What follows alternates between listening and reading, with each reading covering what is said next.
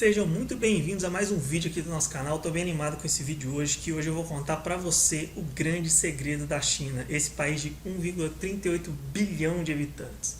O que faz a China crescer mais que todo mundo? Numa crise ela não cai, ela até sobe um pouco menos, mas ela sobe, ela não para de crescer essa economia da China. O que acontece? O que a China tem que o mundo não está fazendo igual? Porque a China está crescendo muito mais que todo mundo, certo? Antes, eu vou ter que derrubar com vocês 4 mitos que tem da China, que você achava que eram verdades e na verdade são mentira. Porque todo mundo fala, não, a China cresce por causa disso, a China cresce por causa daquilo, a China cresce por causa daquilo. Eu vou te mostrar esses 4 que são os principais, que é tudo mentira, não tem nada a ver com o que estão te falando até hoje. Eu só queria fazer 2 combinados aqui antes da gente começar esse vídeo. O primeiro é o seguinte: esquece a teoria da conspiração, que a China quer botar um chip em não sei o que a China quer. A China, como todo país grande, ela defende os interesses dela, assim como os Estados Unidos defendem os dele, a Inglaterra defende os dele, cada um defende os seus interesses. Todo mundo espiona todo mundo, por isso que existe setor de inteligência, por isso que existe a CIA, assim como existe a KGB lá na Rússia, entendeu? Todo país vai ter seu setor de inteligência que vai tentar espionar o outro. E outra coisa, já vou falar de antemão, o sistema político da China é uma ditadura, é uma porcaria, é cruel com os moradores lá, com os habitantes da China, é um sistema cruel.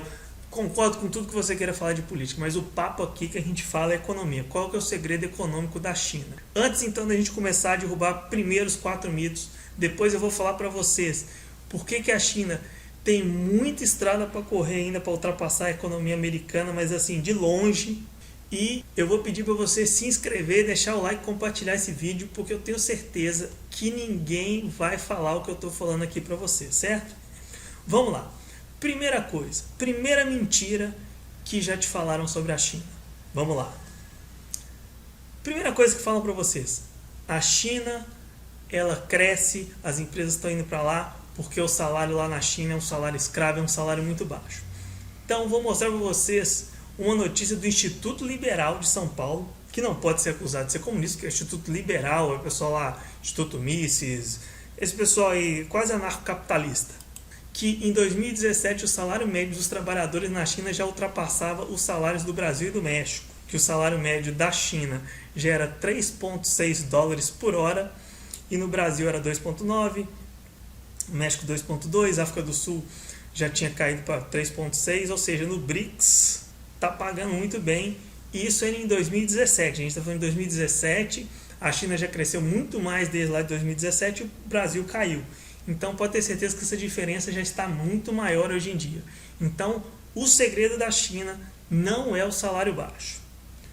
Segunda mentira que te conta, o segundo mito da China: a China facilitou demais o empreendedorismo, facilitou a entrada das empresas e tudo mais. Então vamos olhar se a China tem essa liberdade econômica toda que o pessoal está pregando. Lembre-se, a China é uma ditadura, a China é um país comunista que com a canetada o Xi Jinping pode fechar qualquer empresa que ele quiser, entendeu? Então, olha para você ver, a China é basicamente o 110º país em liberdade econômica no mundo. Nem está muito longe do Brasil. O Brasil é o 153, nota 51,4, contra a China, que tem uma nota de 57,8. Não há uma grande diferença da China para o Brasil em termos de liberdade econômica, o que deixa só a gente mal, porque é o seguinte: nós temos menos liberdade econômica que uma ditadura. Isso é um absurdo. Mas até aí tudo bem, nós estamos falando aqui de China, não estamos falando de Brasil. Vou falar para vocês num próximo vídeo por que o Brasil parou de crescer, por que o Brasil, o regime militar ou ditadura, como qualquer um queira chamar aí, isso aí também não cabe a mim julgar. Eu julgo, a gente vai olhar a economia. Qual o modelo econômico, por que aquele modelo econômico lá na ditadura deu errado? Então a gente já viu que então não é essa liberdade econômica, essa facilidade de empreender aí que estão falando. Vamos então para a terceira mentira que vão te contar. A terceira mentira que te conto é: a China é um país comunista, é um país socialista, então ele não está nem aí para lucro, é um estado gordo, é um estado inchado, então ele não está nem aí para lucro. Vamos lá então, vamos ver então como que era a dívida pública da China em relação ao PIB, que acho que isso aí vai te dar um tamanho do estado que se endivida muito e tudo mais. Bom, a China tem uma relação de dívida PIB lá em 2017 de 47%. A gente já vê que é uma relação pequena se você comparar, por exemplo, com o Brasil e com os Estados Unidos, que é 78,80%, hoje já passou de 100% com essa crise do corona. Então, se você for comparar assim, né? Quem está se endividando mais, quem está gastando mais está arrecadando, então talvez a China seja capitalista, os Estados Unidos sejam socialistas. Então vamos pensar, não, então a China cobra muito mais imposto para segurar esse estado gigantesco que ela tem. Então vamos olhar, isso aqui é a carga tributária em relação ao PIB. A carga tributária dos Estados Unidos chega a 27%. Vamos botar aqui 24%, que é o menor, que é medido por outro órgão. E a gente vai lá na China, vou colocar aqui para vocês, China. A China é 17% de carga tributária em relação ao PIB. Então, novamente, se você for falar que a questão é socialista e tudo mais, comparando China e Estados Unidos por questão de tributar e por questão de dívida PIB, a China, então, ela é mais responsável fiscalmente que os Estados Unidos. Fechou? Então, matamos esse terceiro mito aí. O quarto mito é falar, não, porque a China só exporta porcaria, produto Xing Ling de baixa qualidade. Bom, vamos lembrar, independente se tem essa questão da Huawei no 5G aí, que o pessoal está falando que é espionagem e tudo mais, lembrando que cada país vai defender o seu interesse. A Huawei lá, tudo indica que é uma empresa com massivo dinheiro estatal chinês, mas ela está na ponta do 5G. Então, assim, você pode questionar quais são os interesses da Huawei e tudo mais, mas você não tem como questionar a capacidade tecnológica da empresa, assim como o celular Xiaomi lá. Se você vê hoje, por exemplo, ó, fazendo o pessoal comparando Xiaomi Mi 11 com iPhone, é porque o produto não é ruim.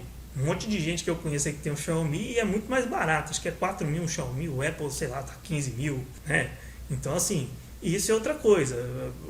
Há uma explicação para isso, que a gente pode até tratar no outro vídeo, senão eu falo basicamente o seguinte, a China, né, ela tem a Apple, ela terceiriza, por exemplo, a produção de algumas coisas. A Xiaomi é uma coisa mais verticalizada, então ela consegue fazer para ela a preço de custo. Bom, o que eu quero falar para vocês é o seguinte, já derrubamos esses 4 mitos, agora vamos falar o seguinte, por que a China vai crescer e vai passar os Estados Unidos e vai ficar muito na frente dos Estados Unidos? Uma questão simples, a China agora ela está entrando na parte mais tecnológica, de produtos de altíssimo valor agregado. O PIB per capita, então vamos pegar o PIB per capita. O PIB vai passar logo, daqui a 10 anos, daqui a 5 anos, sabe-se lá. Só que o PIB per capita dos Estados Unidos hoje, ele é de quase 56 mil dólares por habitante. E o da China ainda é 8.200, 8.500. Então a China tem um espaço muito grande ainda para produzir riqueza por habitante do que os Estados Unidos. Então a China vai crescer, se ela chegar na metade desse PIB per capita, a gente está falando que a China vai ter o triplo do PIB americano quase. Então assim, a China tem um grande espaço. E a China está fazendo a lição de casa. A China hoje é o país com o maior pedido de patentes do mundo. E está arrebentando nisso. Por quê? Porque lá eles têm um método, eles fazem muita compra governamental, então isso dá segurança à pessoa que vai fazer uma nova criação, a gente toma uma patente, o Estado vai lá e sai comprando aquilo ali para dar escala. Acredito que a China vai atropelar os Estados Unidos nesse sentido. Então vamos lá. Outra coisa que a China também tem, que ela vai passar aos Estados Unidos, é que o sistema tributário chinês ele é muito mais regressivo, ou seja, ele cobra muito mais do pessoal que tem menos dinheiro, do que os Estados Unidos. Os Estados Unidos hoje ele tributa 30% só o consumo e 70% renda em patrimônio. Já a China, ela tributa 56% no consumo. Quer dizer, quando você tributa no consumo, o valor do tributo ele é igual para todo mundo. Só que, por exemplo, o cara que ganha, por exemplo, $1.000 e paga $10 de tributo, ele pagou 1% do salário. Já o cara que ganha $100 mil e pagou R$10 é 0,01%, entende? Então, quanto mais você tributa na renda e no patrimônio, menos você tributa no consumo, mais capacidade a massa da população vai ter de consumir e vai alavancar a economia. E os Estados Unidos já estão muito no limite disso. Eles têm uma tributação muito forte sobre herança, sobre renda. Imposto de renda lá é altíssimo, mas por outro lado os tributos de consumo são muito baixos, e na China ainda não é assim, então ela tem ainda esse drive aí para crescer mais.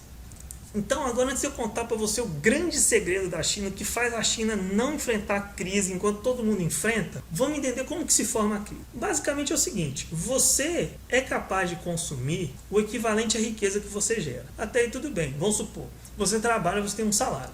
Se você quiser ter um salário maior, ou você vai fazer hora extra, você vai fazer uma graduação, vai fazer um curso que faça você criar um maior valor agregado sobre o que você produz. Então você vai criar mais riqueza, ou trabalhando mais, ou criando alguma coisa, ou melhorando o seu cargo dentro da empresa, indo para uma empresa nova e tudo mais. Só que o que acontece? Aí entra a parte do crédito. Quando entra o crédito ele vai poder financiar a expansão das empresas ou financiar o seu consumo, antecipar o seu consumo. Então quando você não tem 50 mil, mas você vai lá e compra um carro financiado, isso é crédito. Você antecipou o consumo. E como você vai tendo isso vira uma bola de neve, pressiona o preço de toda a matéria-prima, principalmente a que você extrai do solo. Então você vê que em todas as crises o preço das commodities, que são essas matérias-primas, elas vão subindo, isso vai pressionando o preço. Até que chega uma hora que a inflação sobe e o governo precisa aumentar juros. E todas aquelas dívidas lá de trás que todo mundo foi pegando vão aumentar. E ninguém consegue pagar e a gente estoura uma bolha. Que é o que eu já venho divulgando, que deve estourar num futuro bem próximo. Então vamos pensar, eu vou contar para vocês então 2 casos. Um caso era o seguinte, tinha uma lanchonete que ficava na frente da outra, e aquelas lanchonetes que vendiam suco natural. Aí de repente teve um cara que ele começou a ter que aumentar o preço porque tudo que ele comprava para fazer suco estava ficando caro. E foi só diminuindo a clientela dela e o outro cara continuou mantendo o preço e estava expandindo o negócio. Passou um tempo, esse cara que estava aumentando o preço e perdeu toda a clientela foi embora. Ele falou, os cara tá botando umas frutas diferentes, tá aguando o suco, e ele viu que não era isso. Ele foi conversar com o dono da outra lanchonete, que já tinha expandido e tudo mais. Descobriu que era o seguinte, o cara tinha um pomar. Então para ele tanto fazia se o preço da fruta estava subindo ou descendo, porque ele plantava e usava lá na lanchonete dele. O segundo caso que eu quero contar para vocês é o seguinte, a Amazon. Vocês já pararam para pensar que a Amazon hoje, aqui no Brasil, cobra R$10 para te dar um Netflix deles, um Spotify deles, mais o Kindle lá com alguns livros grátis, mais frete grátis? Você acha que isso tudo vale R$10? É claro que não, eles têm prejuízo nessa parte do Netflix deles, do Spotify e da parte de leitura lá no Kindle. Porque o core business deles, o negócio principal deles é vender produtos para você. Certo? Então ele não liga de ter um certo prejuízo no que ele chama o cliente, no que traz o cliente, porque ele vai ter muito lucro na outra parte. E é exatamente isso que a China fez. Vamos lá, vamos pegar uma notícia interessante. Em troca de petróleo, a China se torna fonte de empréstimo para o Equador, lá em 2011. Por quê? O que a China sabe? Ela sabe que no ciclo, o petróleo vai se valorizar porque vai aumentar a demanda por petróleo. Mas se eu sou produtor de petróleo, o preço é o quê? É o que eu gasto mais uma certa remuneração para manter a empresa, mais um certo lucro. Então, se o petróleo ficou para $200, a China vai, por exemplo, continuar produzindo a 40. Para ela, tanto faz. O negócio dela não é vender petróleo, que foi o grande erro da Venezuela, por exemplo. A Venezuela falou assim, não, meu negócio é vender petróleo, vamos produzir. E ficou cada vez mais dependente de petróleo, e um governo altamente populista que saiu gastando pra caramba com uma renda que você sabe que varia com o tempo, porque petróleo sobe e desce, e quando o petróleo desceu começou a imprimir dinheiro para fechar a conta, ok? Vamos lá, olha outra coisa aqui, ó. China produzindo aço. Metade do aço produzido hoje no mundo é chinês. E aço tem uma outra coisa, por exemplo, petróleo e minério você precisa ter o solo para extrair. Agora, siderurgia, refino, você monta. Não tem limite. Você simplesmente tem um território que você vai montar. Então a China, teve uma época na China, lá para 2005, 2006, foi uma época, por exemplo, que as siderúrgicas aqui no Brasil explodiram para cima. A China precisava de tanto aço que 80% do aço que ela produzia era para construir mais siderúrgica. Então isso pressionou o preço do aço lá para cima. E as siderúrgicas foram espertas e falaram, quando isso aí acabar, o preço do aço vai para baixo. O preço do minério vai para cima, porque a China ainda não comprou mina de minério pelo mundo. E a gente precisa ter mina de minério. Tanto você vê que praticamente toda siderúrgica tem uma mineradora. Então a China, o que ela fez? Ela falou assim, eu vou dominar a commodity. Porque eu vendo para mim, eu não preciso ter um super lucro com commodity. Porque eu não quero fabricar commodity, não quero exportar commodity, eu quero exportar valores agregados a matérias-primas. Eu quero exportar celular, eu quero exportar o relógio, eu quero exportar o robô aspirador, porque isso tem valor agregado e não varia com o tempo, certo? Se variar, varia para cima. E quando varia para cima, se ela tem o preço da matéria-prima garantido, independente de oscilação de mercado, ela vende pelo preço que ela quiser, com uma margem de lucro. Olha lá, outra coisa, ó como que aumenta a produção de aço da China de 2006 a 2015. Produção de petróleo, aqui ó, sai de 1.000 para 4.500 e a China está comprando petróleo pelo mundo inteiro exatamente para isso, para produzir o próprio petróleo e ter simplesmente o custo de extração, mais o custo de mão de obra, mais uma remuneração de ativo imobilizado e vende para ela por um preço que não vai variar conforme o humor do mercado, ou se soltou uma bomba lá na OPEP, ou se a OPEP resolveu reduzir produção para subir o preço. Fica imune a isso, entendeu? Vou te mostrar outra coisa, ó, refino, olha como que ela aumentou a capacidade de refino dela. Vou mostrar para vocês aqui, ó, aqui embaixo, tem participação mundial da China na capacidade de refino, saiu de 1% em 1970 para 14% do refino mundial é chinês. Exatamente isso. Se eles tiverem a energia com um preço que não vai oscilar tanto, não tem porque tem inflação lá, igual tem no mundo. Então ela fica imune. E quando o preço sobe muito, o preço de todo mundo que está exportando sobe, o dela fica baixo. Porque ela tá dominando a commodity. É isso que a China faz. Esse que é o grande segredo da China.